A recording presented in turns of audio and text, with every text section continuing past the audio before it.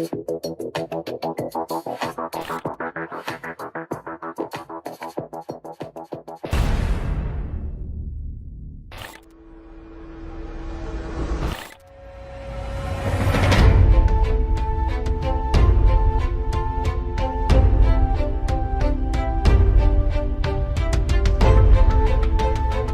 podrías decir, ¿quién puede ser el imbécil que está hablando de la Tierra plana? O podrías decir, ¿quién cree que la Tierra es plana a estas alturas? O decir, ¿habrá alguien que tenga argumentos consistentes para decir que la Tierra es plana? Todas esas tres maneras son tres distintos niveles en que tú estás abordando un tema. Hay varias cosas que se hacen interesantes. Primero, el legítimo derecho a la duda. ¿Alguien puede cuestionar que no tenemos derecho a dudar? ¿Que la palabra de la ciencia es sacrosanta? ¿Que el debate está cerrado? ¿No tenemos nada que hablar? Yo pienso que no, que es tan legítimo decir, bueno, analicémoslo. No puedes partir de decir esto no es posible. Porque si no ya te atrincheraste, ya tomaste una decisión conceptual, intelectual, de decir no hay opción. Yo creo que una de las cosas fundamentales es la duda.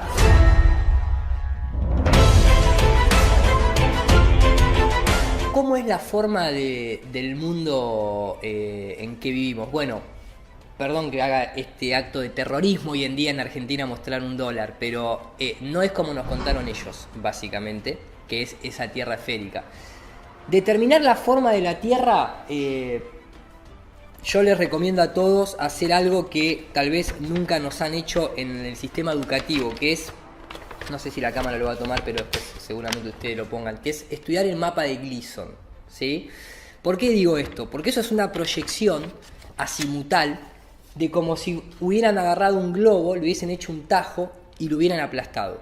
Pero en realidad el globo es el mapa azimutal que lo inflaron y lo cosieron. Y esas costuras hoy en día me parece que están empezando a reventarse, ¿no? El logo de la ONU es un logo que tiene la proyección de Gleason, pero sin la Antártida incluida, estratégicamente, obvio. Lamentablemente, para mi descontento, la manera de determinar la forma del mundo, por lo menos tecnológicamente a nuestros días, se tiene que hacer de forma indirecta, lo cual es un método dentro de la ciencia que tal vez no es el más concreto, como una observación directa, pero es lo único que tenemos. ¿Cómo lo podemos determinar? Empezamos con una brújula. Nosotros sabemos que la brújula siempre apunta al centro del mundo, ¿sí? Donde estaría el polo norte dentro de la esfera, cuando en realidad la brújula se debería tener que comportar distinto, si todo tendría que apuntar a un núcleo que está en el centro totipotencial, apuntando hacia el centro. La brújula en nuestro mundo lo que hace es, obviamente, apuntar al centro magnético, no al centro de una esfera, sino al centro de un círculo.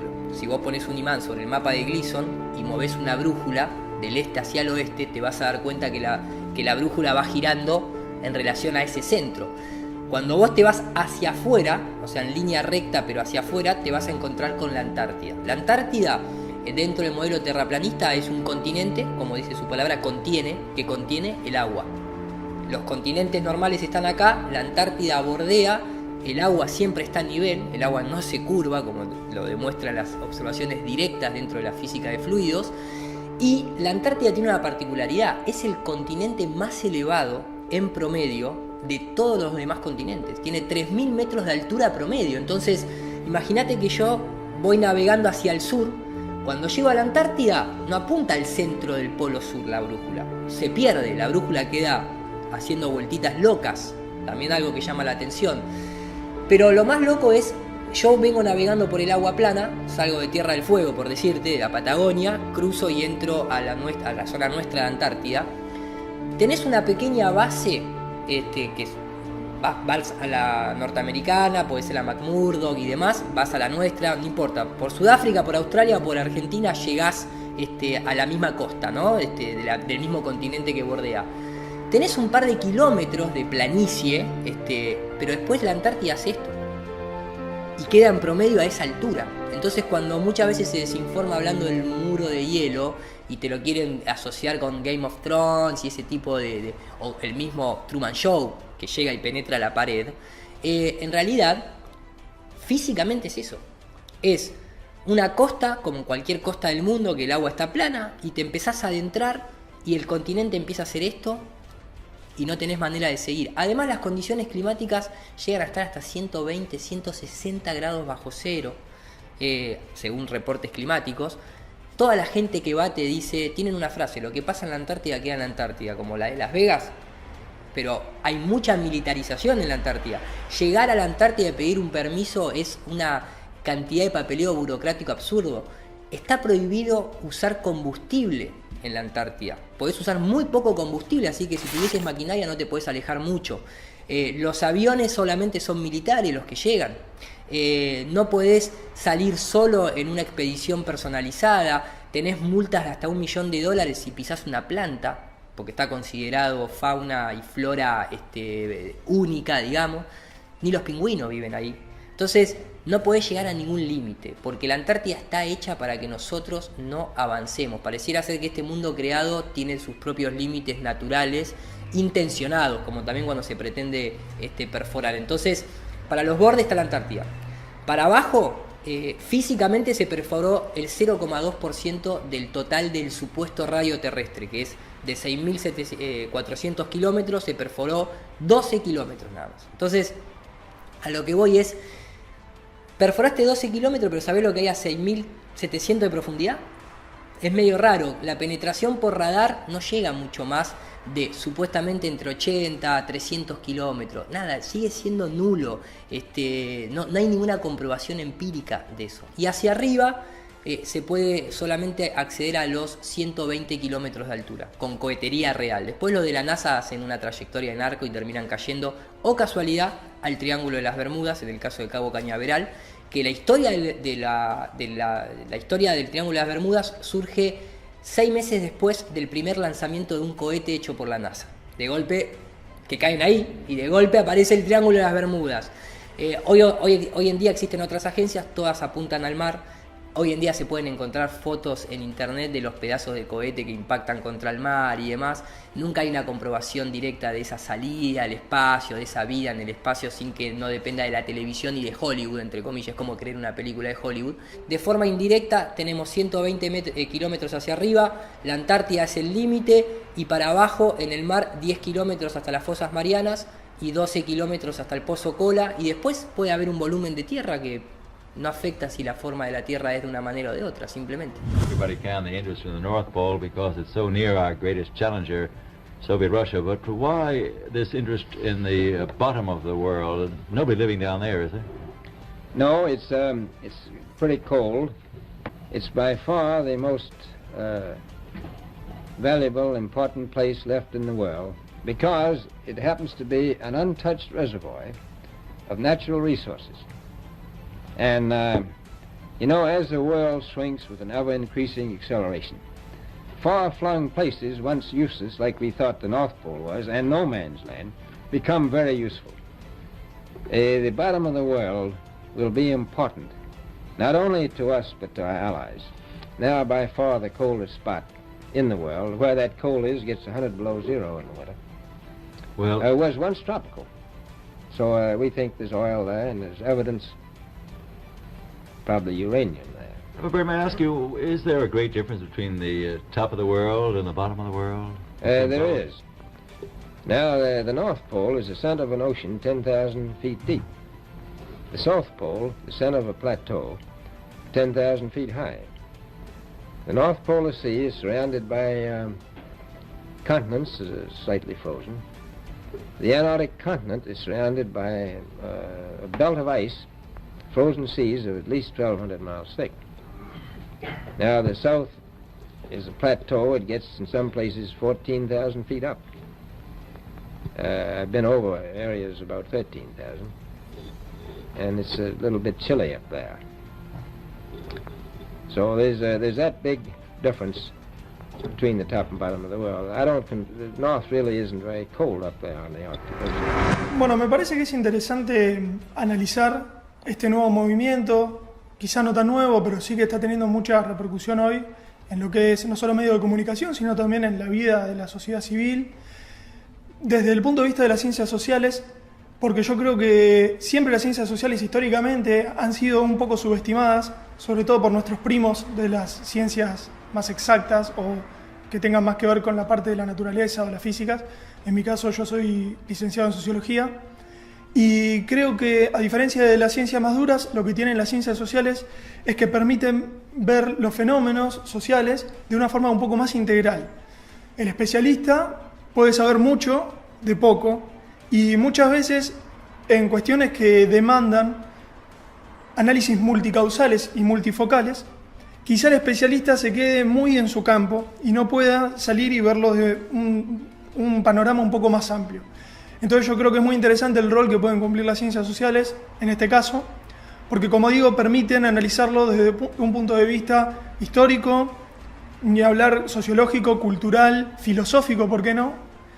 Entonces, bueno, creo que viene a jugar un rol muy importante y no tengo duda de que va a ser, que va a mover mucho el tapete de los análisis de acá a un futuro mediano y cercano. If I say that the world is round and someone else says it's flat. If some of these folks were around when Columbus set sail, they must have been founding members of the Flat Earth Society. They would not have believed that the world was round. We don't have time for a meeting of the Flat Earth Society. Let me just underscore. You don't need to be a scientist to know that the Earth is round. And we need to make clear that those members of the Flat Earth Society, The current members of the Flat Earth Society in Congress. We got some people at high levels of aspiration who are the Flat Earth. We have Flat Earth Caucus. The Earth isn't flat. In other breaking news, the world is round, not flat. And you don't need to be a scientist. and we need, as responsible leaders, to take account of science.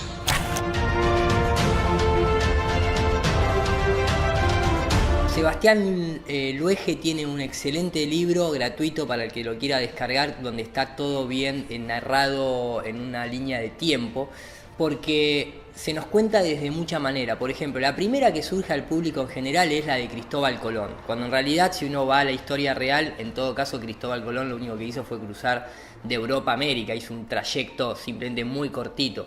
Supuestamente Magallanes es el que corroboraría que la Tierra es una esfera, pero en realidad la circunnavegó, círculo. Navegar en círculo no significa que navegues en una esfera, siempre todos los viajes son del este hacia el oeste. Después, en algunos que capaz que están un poquito más metidos en el tema, se les va a venir a la cabeza que la comprobación la hizo Eratóstenes, y ahí lo van a asociar con el mundo griego, estos personajes que cuestionaban la luna, por ejemplo, y el sol, y entonces asociaban que si lo que estaba ahí arriba era esférico, a pesar de que jamás vieron la otra cara, nada, entonces a donde nosotros estábamos debería ser igual, y entonces la sombra de un eclipse, sí o sí, la única forma era que fuera la sombra de la Tierra. En esa época, no sé si lo sabrían o no, pero jamás lo contrastaron con el eclipse híbrido ni con el selelenio, que se llama cuando el sol y la luna están sobre el horizonte y la luna empieza a eclipsarse, lo cual el modelo heliocéntrico eso no lo permite. Después la de Eratóstenes es justamente las sombras, ¿no?, entre Alejandría y Siena, que supuestamente si los rayos entrasen paralelos, te dicen, lo cual nadie jamás vio porque siempre se ve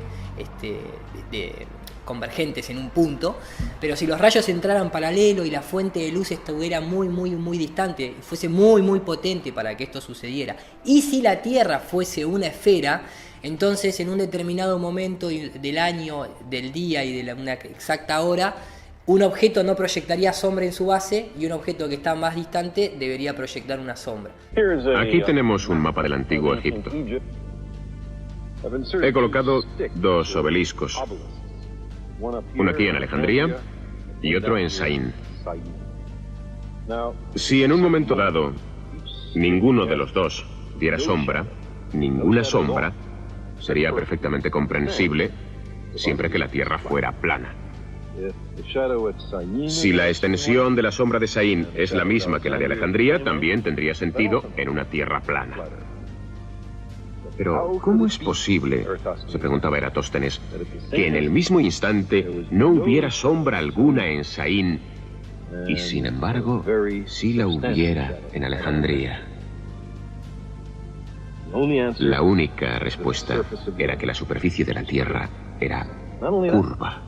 Pero claro, si vos asumís que los rayos son convergentes en un punto de luz y la Tierra es plana y tenés la fuente de luz acá arriba, a este objeto no le proyecta sombra y esta que está acá le proyecta sombra. Lo pueden hacer con una linterna en la mesa de su casa. Entonces siempre se nos cuenta la versión que ellos quieren y no le contrastan con las otras posibilidades que debería ser como la ciencia debería operar, ¿no es cierto? A través de la observación, del método científico, sin recurrir al principio de autoridad. Y acá está un poco toda esta confusión, o sea, fueron los griegos, fue Eratóstenes, fue a través del eclipse de la luna, de los palitos con la fuente de luz, lo hizo Magallanes, el primer globo terráqueo aparece en 1492, creo que es, a través de Benjamin Martin, y era un objeto que era decorativo, como sigue siendo hoy. Hoy ustedes se agarran un globo terráqueo, le miran abajo, dice, este objeto es con un propósito decorativo, no educativo. Y después tenés toda la confusión de los mapas, que son proyecciones, que a nosotros nos dan la de Mercator, que es esta rectangular, con los países ricos arriba, los pobres abajo. Most people probably assume that a good map is an objective and accurate portrayal of the world, not Jerry Broughton. In his new book, A History of the World in 12 Maps, he argues that most maps tell you as much about the society that produced them and the beliefs of the map maker as they do about the world. We came here to the library at the Royal Geographical Society in London, where they've a rather fine collection of historic maps, to meet the author. And the key point you're trying to get across in this book is that there is no such thing as a neutral, objective map. Every map reveals the prejudices, the ideological background of the people who made it. Yeah, I mean, any map is basically making selective decisions about what it puts in and what it leaves out. You know, you can only have a map on a one-to-one scale that's actually objective and real. Anything else is making selective decisions, as all these kind of maps do. And of course, when you're looking at the world, you can never square the circle. You can't put a globe onto a flat piece of paper. You have to make distortions, omissions, decisions about what you do. And all cultures do that. And that's really one of the things that the book's interested in, that all cultures create a worldview through maps. Why was this projection so controversial? Well, this is interesting because it's about an equal area map. Arno Peters was a left-wing historian and geographer who believed that the Mercator projection was Eurocentric, that it basically showed particularly Europe over and above Southeast Asia and Africa, which were diminished in size. So he took a different kind of projection. That's all he did. Mercator used a particular kind of projection. Peters offers a different one, which is called an equal area projection, which as a result leaves you with these extraordinary images of particularly Africa and South America as these long, elongated like teardrops, very, very different to Mercator. So I think that what Peters put his finger on is this issue of partiality. Any map of the world is partial. It has a certain story to tell because we can never have an objective, consistent, real image of the Earth. We just can't do it. We can't square that circle.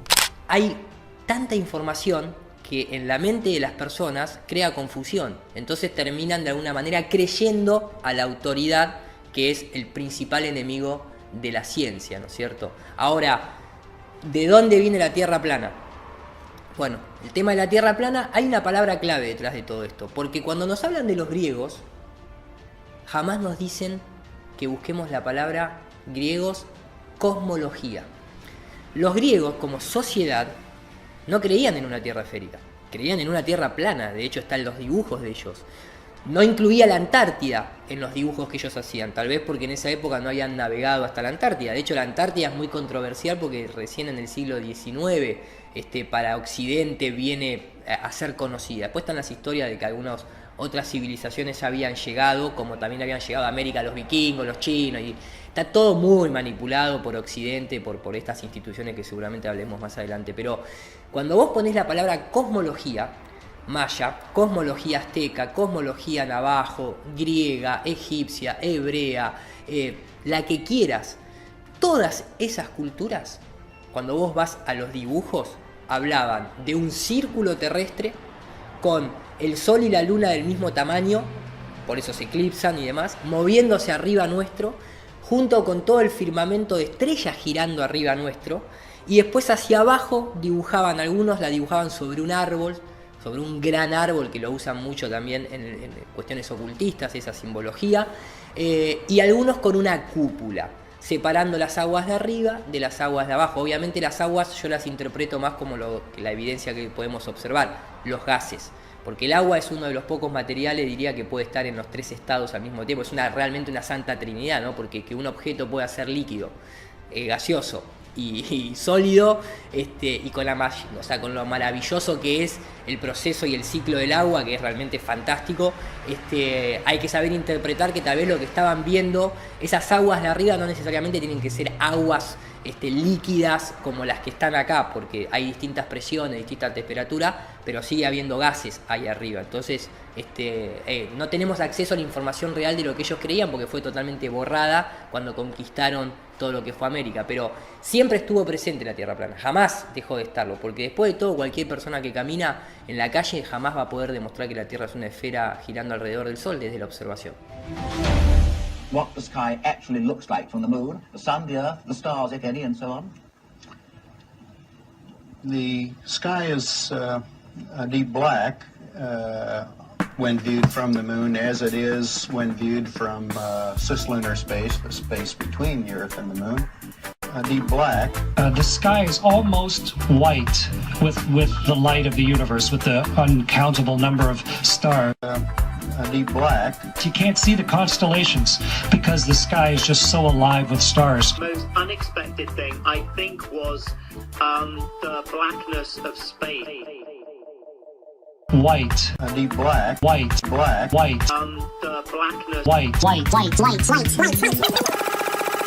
There with the world right there, and then when you look the other way, it's the whole universe, and the blackness is a palpable blackness. It's not just dark. It's forever. Si tenemos en cuenta lo que está pasando hoy por hoy en Argentina, en este último año que tuvimos el encuentro de terraplanistas en Colón, allá por marzo, y también lo que resurgió ahora con la opinión de Gastón Pauls, es sumamente interesante ver las reacciones que esto genera, no solo en los medios de comunicación, sino también estar atentos a nuestros pares y a nosotros mismos, y ver cómo se disparan mecanismos espontáneos, casi como si fueran, voy a decirlo en términos informáticos, antivirus, que frente a determinadas cuestiones que atentan contra pilares básicos de nuestra personalidad, se disparan y funcionan como defensa frente a un ataque. Cuando en realidad uno analiza muchos de los planteos de los mal llamados terraplanistas, o desde el terraplanismo de sus diferentes vertientes, podemos verlos desde un punto de vista desde el método científico. Hay trabajos muy serios y que se pueden respaldar con información metodológica y demás. Sin embargo, esto tiene una reacción muy parecida en mucha gente, y cualquier científico social debería estar atento a cualquier tipo de fenómeno que genere reacciones muy parecidas en un gran número de gente. ¿Será cierto que todo lo que nos han enseñado de ciencia es efectivo o podría no serlo? Bueno, en realidad, ¿sabemos que es esférica o creemos que es esférica? No puedes entrar en el concepto de la geocentría, el terraplanismo, el no esfericismo, si no desarrollas un proceso deconstructivo, intelectual y conceptual de un cuerpo esférico, con su lógica y su mecánica, su funcionamiento, para transformarlo en un plano circular, con su lógica, su mecánica y su funcionamiento.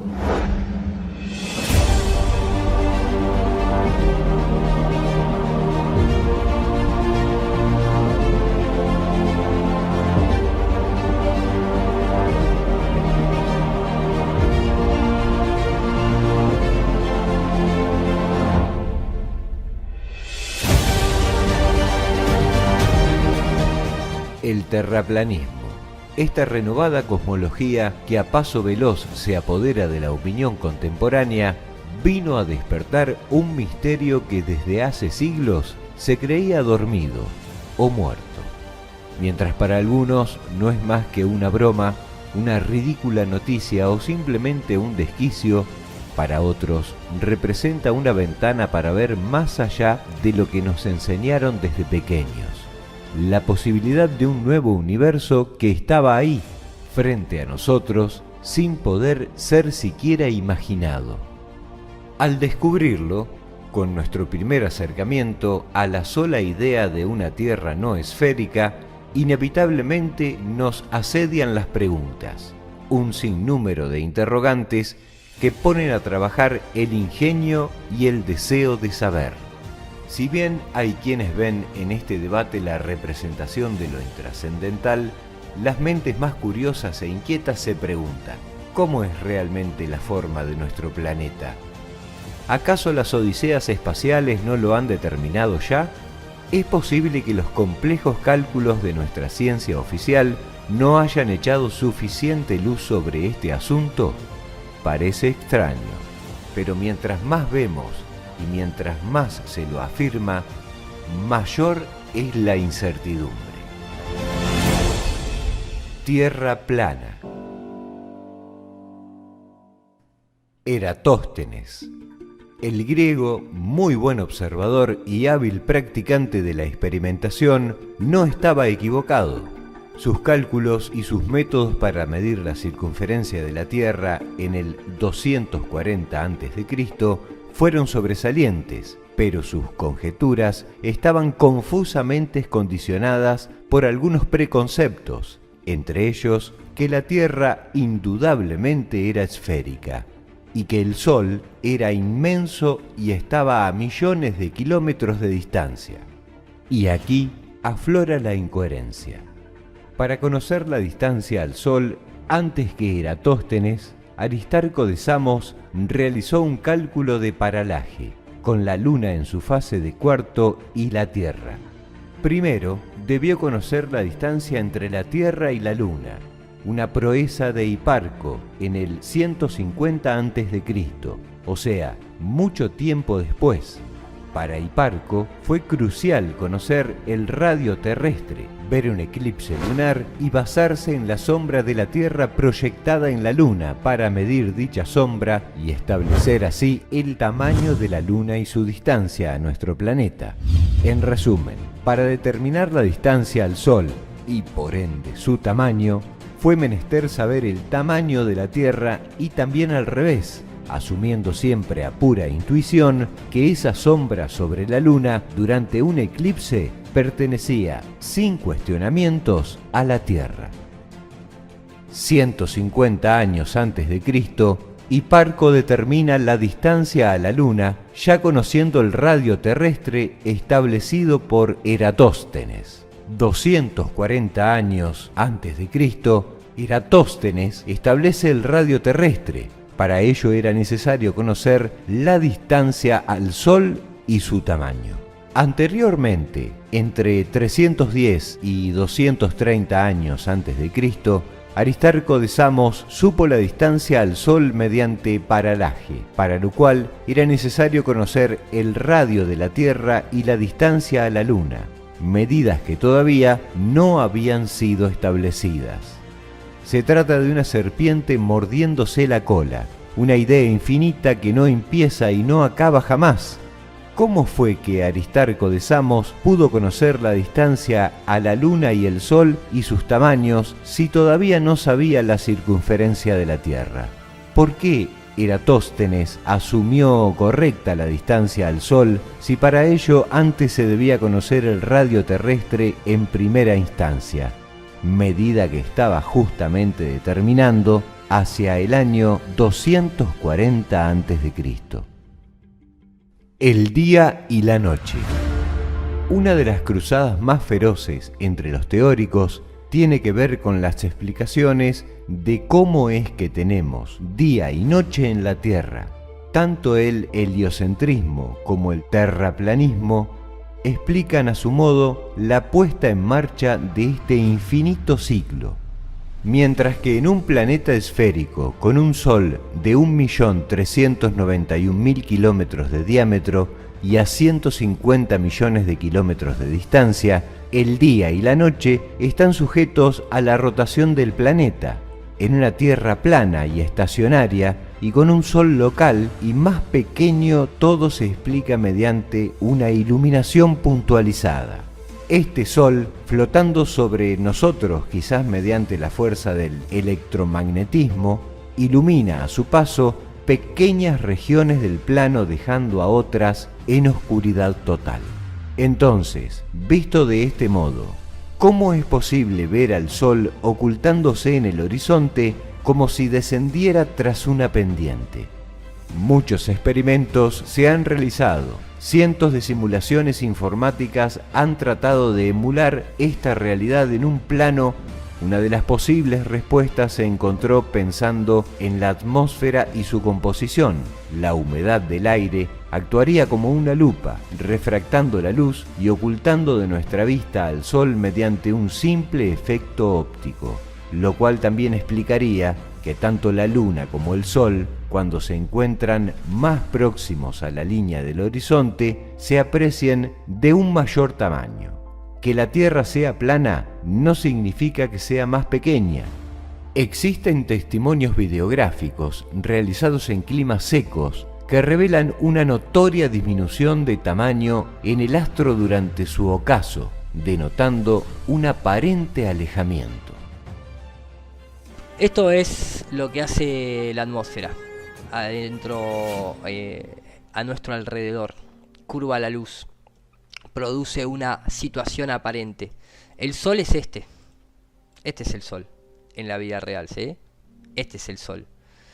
Pero como nosotros estamos inmersos dentro de esa burbuja de aire, que tiene una extensión de 6.000 kilómetros a la redonda, 6.000 kilómetros a la redonda aproximadamente, nosotros lo que vemos en realidad es eso que está ahí, esto que está acá, que es el rebote de la luz del Sol. Por eso nosotros siempre vemos el Sol de una forma, y la Luna también, plana, como si una sola cara te sigue todo el tiempo, te sigue, y vos no podés evitar, no podés ver si tiene o no tiene otra cara, porque tampoco rota. Si yo al Sol lo muevo y lo voy alejando en línea recta para ese lado, esta es la posición real del Sol. Esa es la posición real del Sol. Pero esta es la posición aparente. Entonces, si yo esto lo empiezo a mover y lo llevo para el costado, obviamente, ¿qué le va a suceder a la luz? La luz cada vez se va a empezar a inclinar y se va a ver cada vez más baja en el horizonte, hasta que llega un momento que no se ve más. Pero si la persona lo ve desde adentro, esa es la posición real del Sol y esa es la posición aparente para cada persona dentro de la burbuja de aire que experimenta. Ahora, si yo lo veo desde adentro, influenciado por esa burbuja, el Sol en realidad está ahí. So what this really is a oversimplification of what Dragon really is. It's combining a yin and yang energy frequency together, and they both attract. They want what each other has. There's value in that exchange. So, contrary to what they teach in science, the universe is actually magnetic and light. It's not gravitational driven. So what this is I'm going to induce an electrical and magnetic field. This outer ball is the male or yang field, and this silver one inside is the yin or female field. Fascinating. So just like males and females like to do, they are going to go at it. So with no further ado, I'm going to now put this over in order to help. So instead of a sun actually being a fusion generator, eating its own hydrogen and helium, and over time, it's going to use all of its fuel, the sun is actually being powered by something else. There's something else that's acting on that female field, if you will, that's creating that sun. Pero esto no alcanza. ¿Cómo podrían explicarse las estaciones del año en el modelo de la Tierra plana? El heliocentrismo propone que el planeta, además de su rotación y traslación alrededor del Sol, también hace un bamboleo mediante el cual el rayo perpendicular del Sol viaja desde el norte al sur, dando verano o invierno en los distintos hemisferios. Existe un interrogante no menor respecto a esta aseveración. Según las instituciones científicas, el Sol tiene 109 veces el tamaño de la Tierra. Esto significa que, utilizando una reducción de escalas, si la Tierra tuviera el tamaño de una cabeza de alfiler, el Sol mediría como una pelota de fútbol, y los separaría a una distancia de 23 metros. De esta manera, no queda más que imaginar que esa cabeza de alfiler, la Tierra, al bambolearse, sufre tan diferentes temperaturas en la parte superior e inferior de su superficie, teniendo incluso congelamiento en sus polos y calor extremo en su ecuador. Es difícil pensar en la posibilidad de este hecho, considerando que unos minúsculos milímetros representen un cambio tan drástico en la recepción del calor en los distintos hemisferios, sobre todo la abismal diferencia que existe en grados entre el polo norte y el polo sur. Con un Sol mucho más pequeño y cercano que abre y cierra su órbita cada determinado periodo, es, al menos, más comprensible percibir una variación tan drástica en la temperatura, la duración de los días, según la estación y la posición del astro en el cielo. Esto nos lleva a un planteo inevitable. ¿Es realmente calculable la distancia al Sol y su tamaño? ¿Existe acaso un método efectivo de medir su lejanía? La imaginación humana también podría sufrir el mismo destino que Ícaro.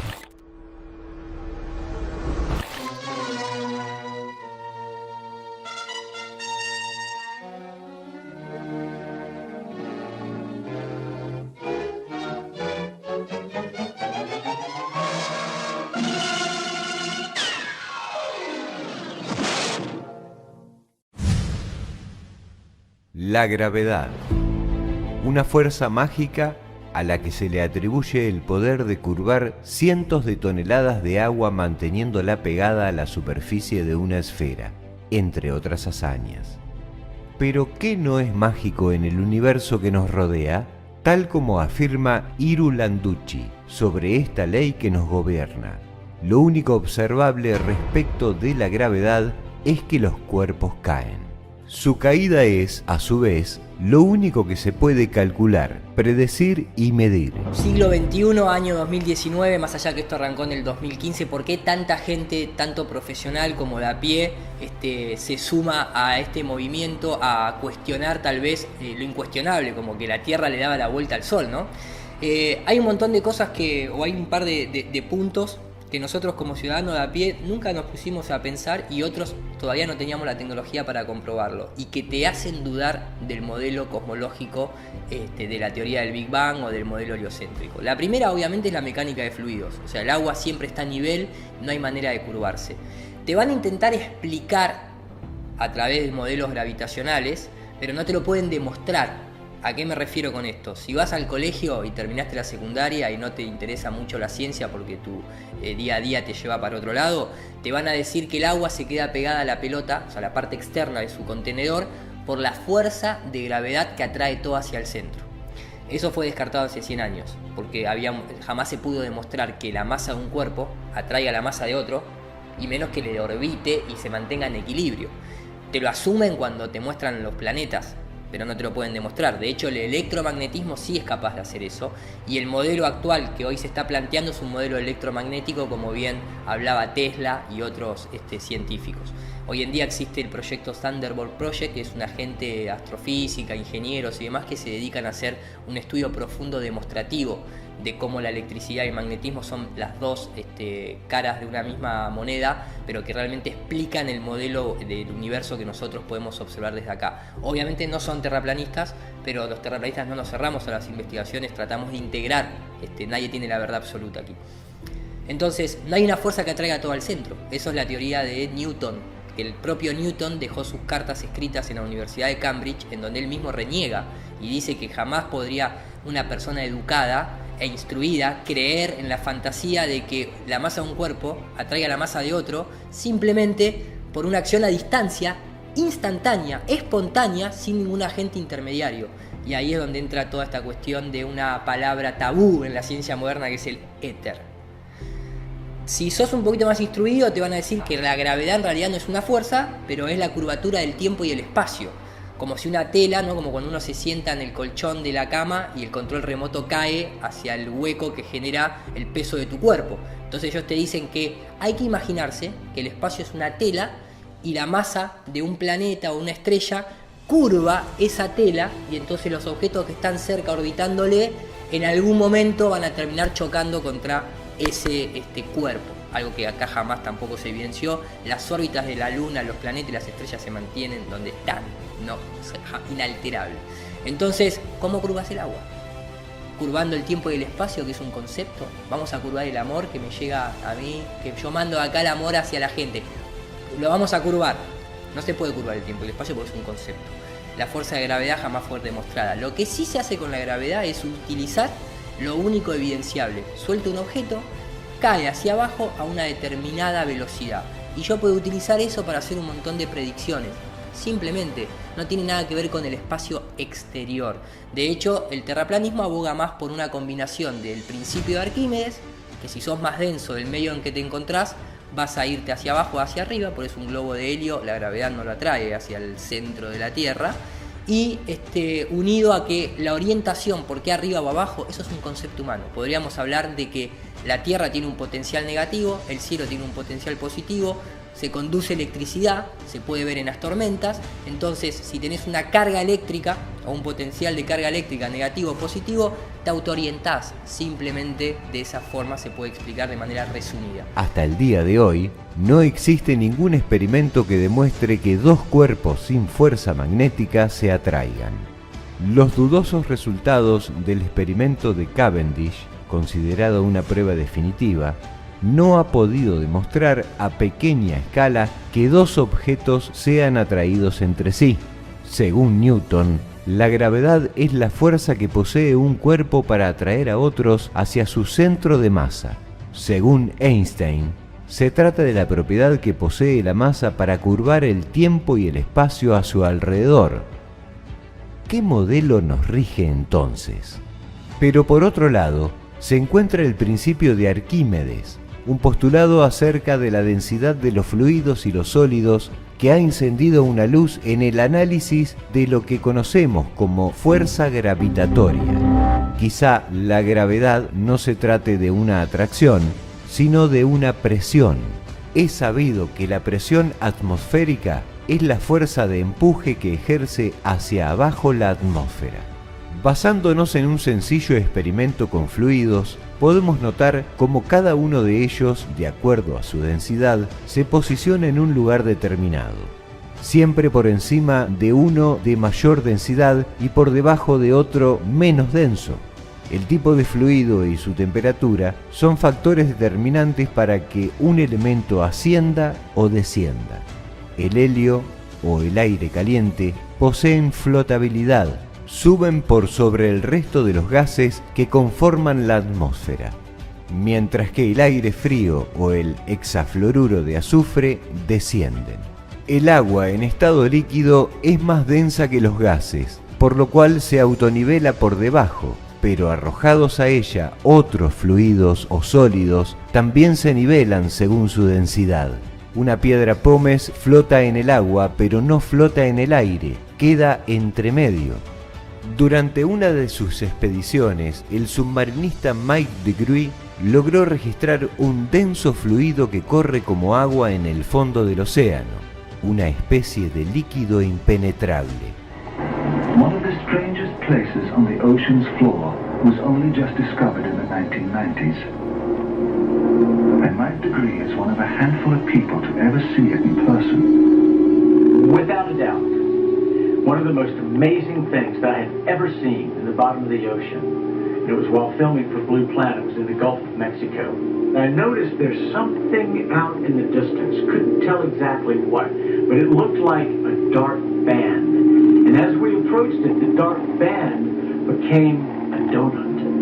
I saw this donut that was black in the center. What the heck is that? And so as we get closer and closer to it, I noticed that the black band had what appeared to be kind of steam over it. And then I looked, and there was water lapping against the shoreline. This band was a ring of mussels. And inside the ring of mussels was a lake. And it's like, wait a minute, I'm already underwater. We went out over the water, in this lake and tried to descend in it and bounced off. It was so super saline and dense that the submarine couldn't go down in it. We literally bounced off, and as we bounced off, we sent ripples heading back to the shoreline. Es posible que lo que conocemos como gravedad no sea otra cosa que la autonivelación de los elementos según su densidad. Los números no dan y no cuadran. Eso es un hecho. Tratemos de entender por qué no cuadran. Después, para mí, entra, y como buen constructor y arquitecto, la mecánica del agua. Es decir, tú te das cuenta que el agua mantiene siempre el agua en grandes proporciones. Una gota tiene una forma esférica, pero tú no puedes reproducir una gota de este porte, ¿cierto? Y que se mantenga cohesionada y esférica. Y entonces el agua, y los constructores lo sabemos. Yo tengo entre las personas que me visitaron en Madrid un maestro constructor experto, es un albañil de primera, ¿ah?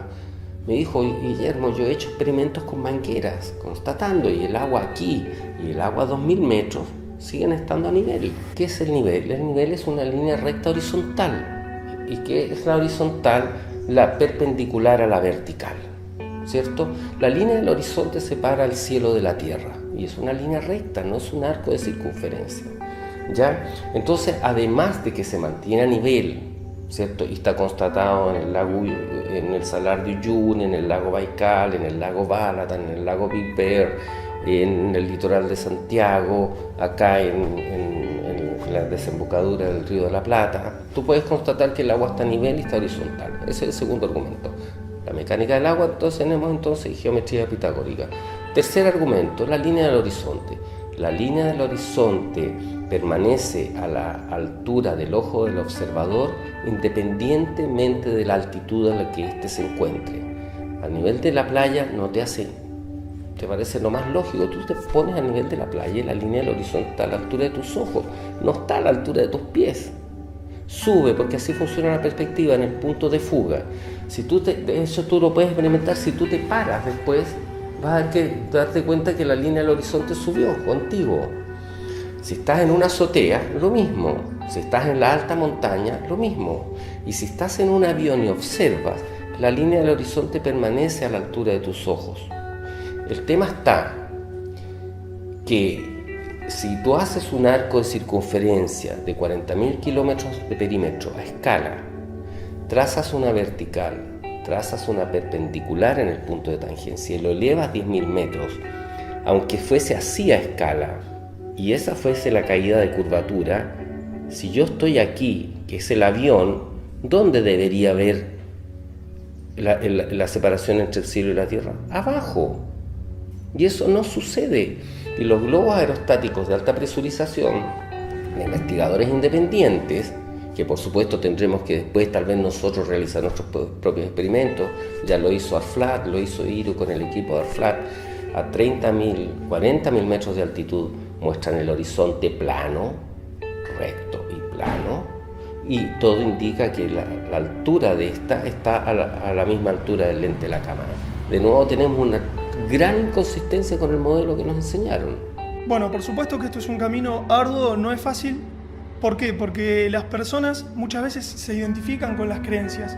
Entonces las creencias, sobre todo las creencias más fundamentales, pasan a ser parte de la personalidad. Y cuando alguien pone en jaque alguna de esas creencias, la persona lo siente como un ataque personal. Entonces, el que quiera entrar a este camino, indefectiblemente va a tener que transitar un duelo, despojarse de las creencias que cree tener, valga la redundancia, y retomar el espíritu crítico, y puede entrar por diferentes lados. Si me preguntas a mí personalmente, y creo que se pueden sentir identificados muchos colegas o muchos científicos sociales que estén escuchando la entrevista, a mí me llamó mucho la atención la parte antropológica del asunto, que es el tema cosmológico, de que en la antigüedad todas alrededor del mundo, todas las creencias y todos los conocimientos que tenían estaban basados en una tierra plana, estacionaria. Eso a un antropólogo, a un sociólogo, a un científico social, de por sí ya eso debería ser un ruido importante. Esa es una puerta de entrada muy interesante. Y después dejarse llevar también por cómo uno va relacionando los temas en la cabeza. Es muy interesante también entender los protagonistas que están detrás de las supuestas instituciones objetivas. Me ha pasado de hablar esto con científicos más del lado de las ciencias exactas o ingenieros, y tienen un latiguillo que es: no importa quién lo dijo, lo que importa es lo que dijo. Y eso yo lo contrastaría siempre con quién lo dijo, la historia, el contexto, la biografía del personaje, quién lo dijo y quién lo financió. Entonces, cuando uno empieza a entender las relaciones entre los protagonistas en el backstage de las teorías que proponen, aparece un mundo absolutamente apasionante, porque se relacionan muchas veces hasta sanguíneamente. Entonces eso es otro hilo muy interesante para desarrollar, y por supuesto también hay que adquirir muchísimos conocimientos que lamentablemente por nuestra formación, y por eso que hablaba hoy temprano de la especificación, dejamos de lado muchas otras cosas que para entrar en este tema tenemos que adquirir conocimientos básicos de física, por ejemplo, o de matemática, que hay que adquirir para tener herramientas y poder entender, uno, qué es lo que se está hablando y cuáles son las explicaciones a determinados fenómenos.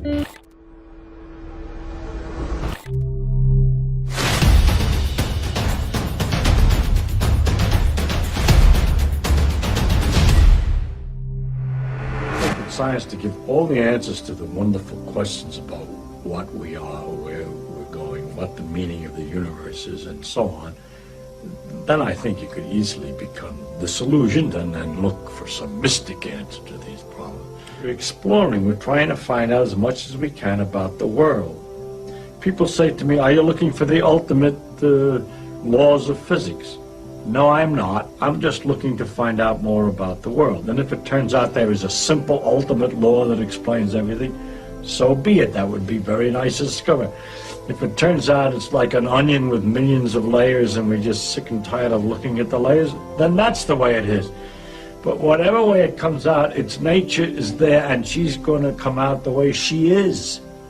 And therefore, when we go to investigate it, we shouldn't pre-decide what it is we're trying to do, except to find out more about it. Believe the special stories that have been made up about our relationship to the universe at large, because they seem to be too local, too provincial. The earth, he came to the earth. One of the aspects of God came to the earth, mind you. And look at what's out there. How can it isn't in proportion. And also another thing has to do with the question of how do you find out if something's true?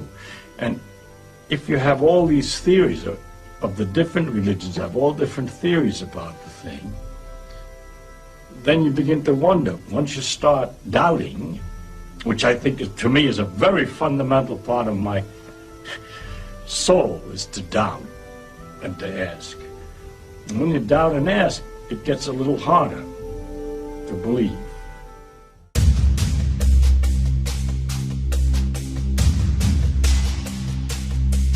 ¿Qué pasa con lo que observamos afuera? Y esa asociación directa que se hace de que porque todo lo que yo observo, y este es uno de los primeros argumentos que nos dicen enseguida, ¿no? Bueno, pero ¿por qué nosotros seríamos los únicos que tendríamos que ser plano cuando la mayoría de la gente que te dice eso jamás ni siquiera miró por un telescopio? Está repitiendo lo que le dijeron en la televisión o en el sistema educativo. Vamos a arrancar por ahí.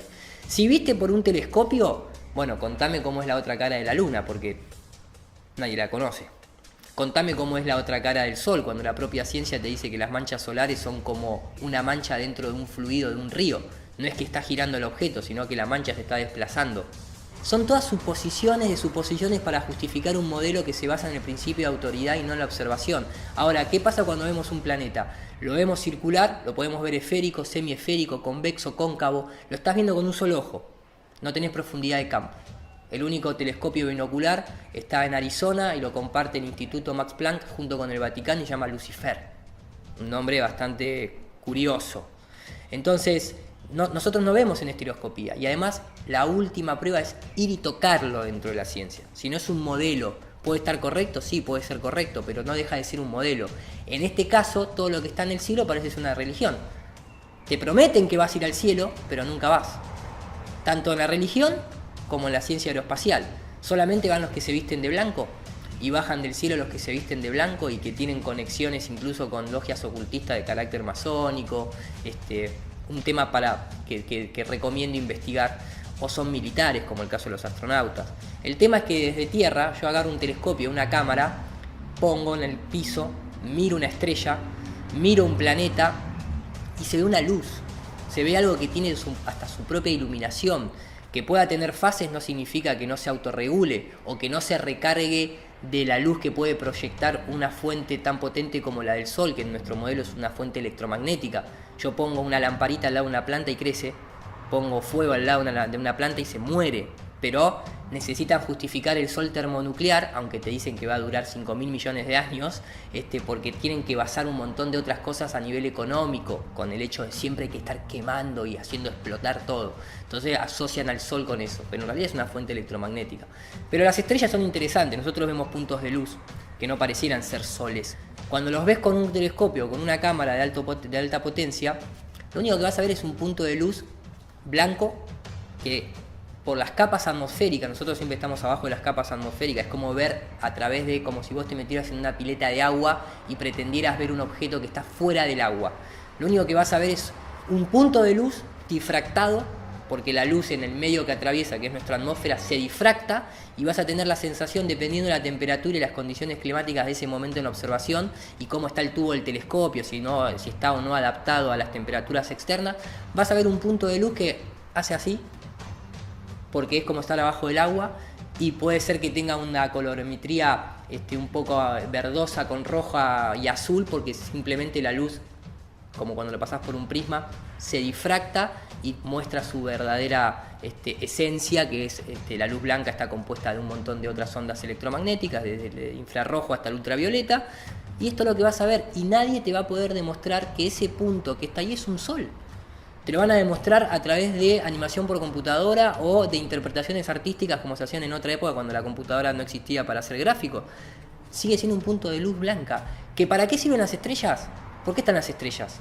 Son una guía en el plano espiritual y en el plano terreno. En el plano terreno, ¿para qué te sirven? Para saber las estaciones del año, cuándo tenés que cultivar, cuándo tenés que cosechar, cómo orientarte en el mar, haciendo una triangulación. Cualquier navegante que se orienta por estrellas no va a calcular el arco de la base del triángulo con la estrella y el punto de él en arco.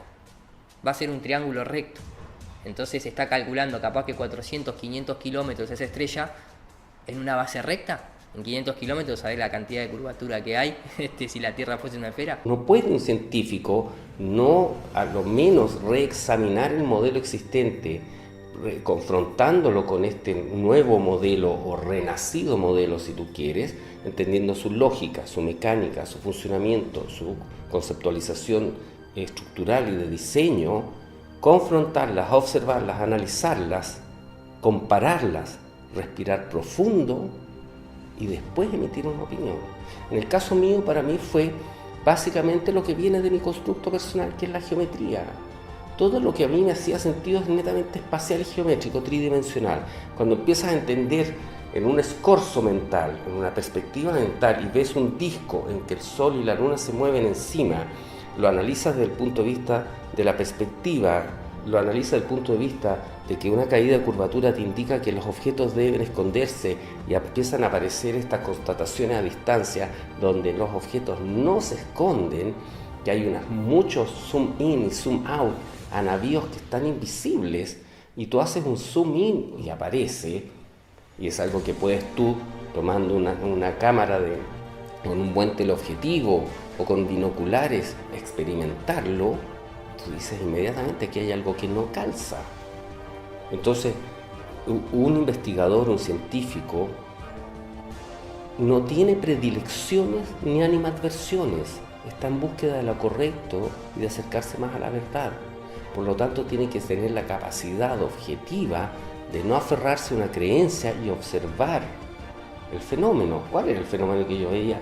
Bueno, que se ve la Torre Sears desde Saint Joseph, que se ve Buenos Aires desde Colonia, que se ve el Oahu desde Kauai, que se ve la rompiente de Quinteros desde las torpederas, y los números no calzan.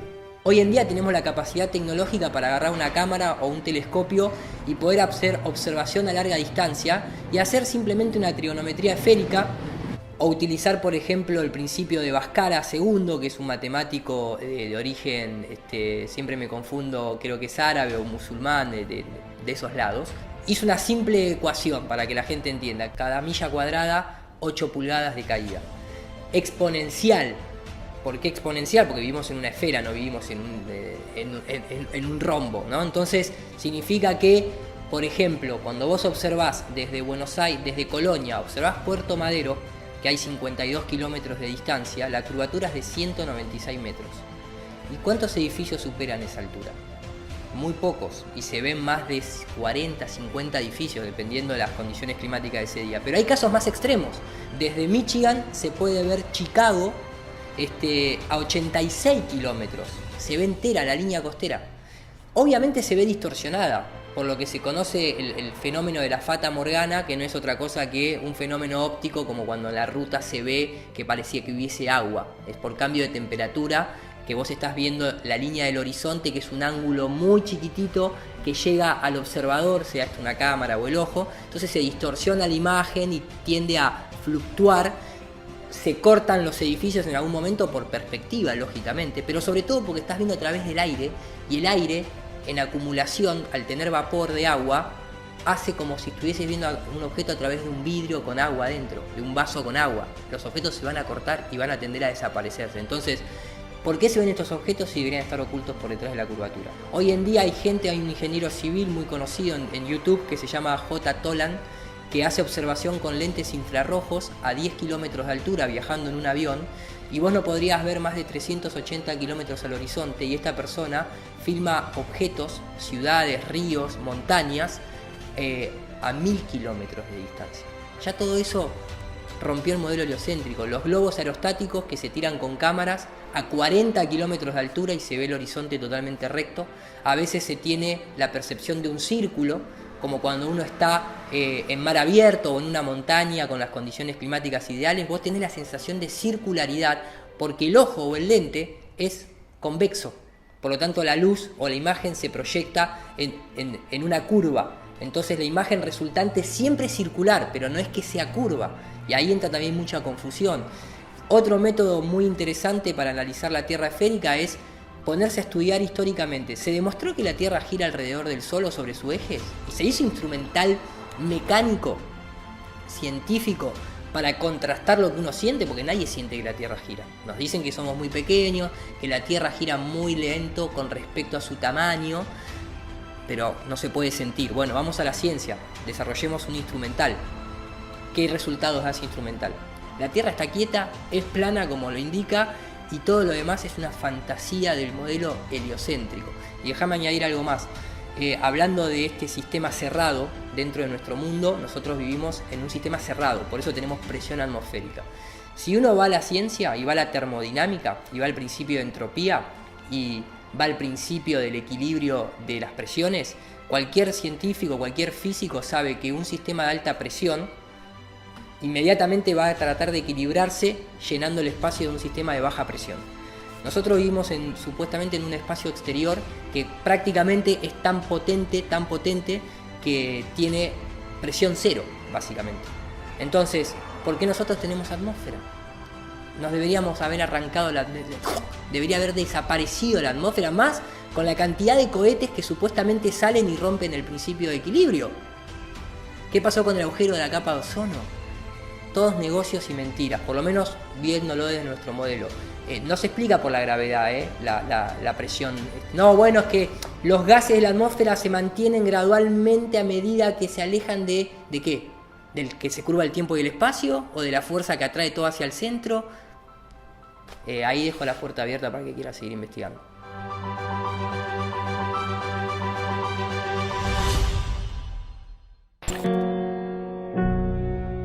How do we know the Earth is not flat? Shh.